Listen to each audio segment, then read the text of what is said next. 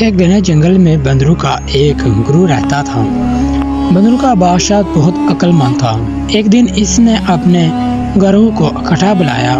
میرے پیارے بندروں، ہم خوش قسمت ہیں کہ اس خوبصورت جنگل میں رہتے ہیں، لیکن خبردار، درخت اور پودے ہرے بھرے اور سرسبز ہو سکتے ہیں، لیکن ان میں بہت سے زہریلے پھل ہوتے ہیں۔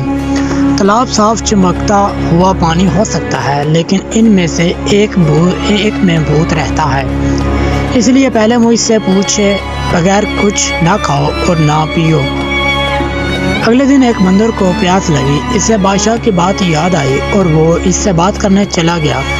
بچے، فکر نہ کرو، بادشاہ نے کہا، میں تالاب کی چھان بین کروں گا کہ یہ محفوظ ہے۔ جب وہ تالاب کے قریب پہنچا تو اس نے دیکھا کہ بڑے بڑے قدم اندر جا رہے ہیں، لیکن باہر نہیں آ رہے۔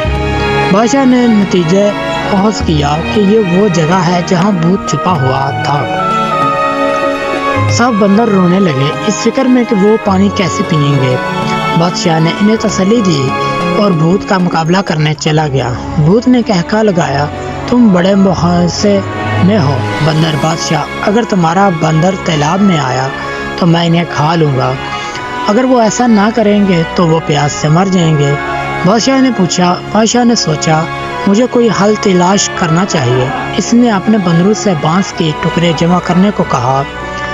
کھوکھلی بانس کی چڑیوں کو آپس میں جوڑ کر اس نے ایک بڑا پائپ بنایا جو تالاب کا پانی چوستا تھا۔